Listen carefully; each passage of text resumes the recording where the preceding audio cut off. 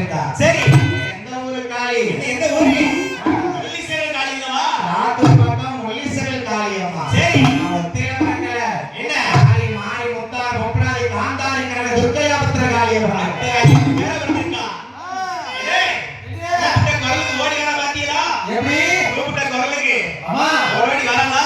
எங்க இல்ல என்ன ஆத்தூர் நின்னு கூப்பிட்டா ஆத்தா வருவா. ஓடி வந்துருவா. ஆமா ஆமா, அப்பேற்பட்ட என் காளியம்மாள் சரிதான். முள்ளிசேரல் காளிதாயி. ஆமா, பெண்ணு என்ன பெண்ணழகி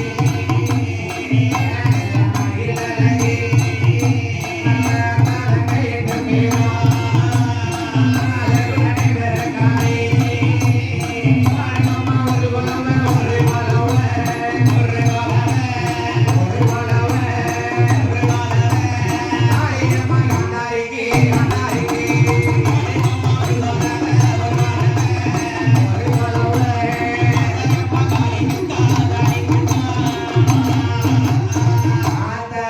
எட்டு பேரும் பெண்ணுக்கு பெண்ணழகு பேரமையழகு. சரிதான். கண்ணுக்கு கண்ணழகு என்னய்யா?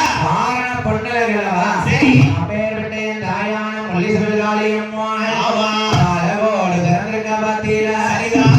அந்த காளியம்மாளே ஆமா, எல்லா வீட்டுல பிள்ளையா பிறந்திருக்காரு. பிறந்திருக்காரு. 12 வருஷம் கழிச்சு பிறந்திருக்கு. சரி, ரொம்ப சந்தோஷமா இருக்கும். அப்போ கண்டிப்பா ஒரு வீட்டுல ஒரு கஷ்டம் இருக்கு, குழந்தை பிறந்த கலகலப்பா இருக்கும்ல. அவன் இருக்கும். ஏ தம்பி, என்ன உள்ள பிறந்தா என்னடா பண்ணணும்? என்ன தாராடுவாங்க? உன் பொண்டாட்டி உன் பிள்ளைய தரனால இப்ப யாரு தாராடிட்டு இருக்கா? என் ஸ்மார்ட் போன் வச்சுட்டு அவார்டு ஒரு பாரதி பாட பண்ணி போயிருந்தான். அதை பாட்டு பண்ணிட்டு வராங்க.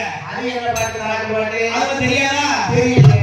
ஊர்ல கிழங்கு செல்ல குட்டி எடுத்த போட்டி, கத்தரிக்காய் துறையில போட்ட போட்டி, கத்தரிக்காய் இருந்து வருகிறாரு சிரிச்சி, அம்மாவுக்கு குத்திடணும் சிரிச்சிடுச்சி.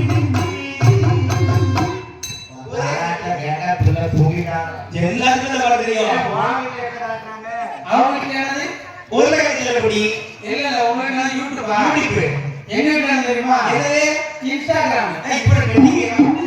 ரொம்ப ட்ரெண்டிங். அது என்னது? அண்ணன் பாத்தியே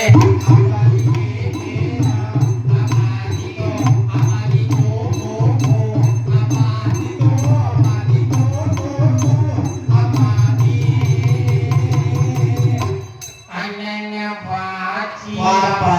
நீ இன்னைக்கு சப்பாத்தி அஞ்சு சாப்பிட்டியா?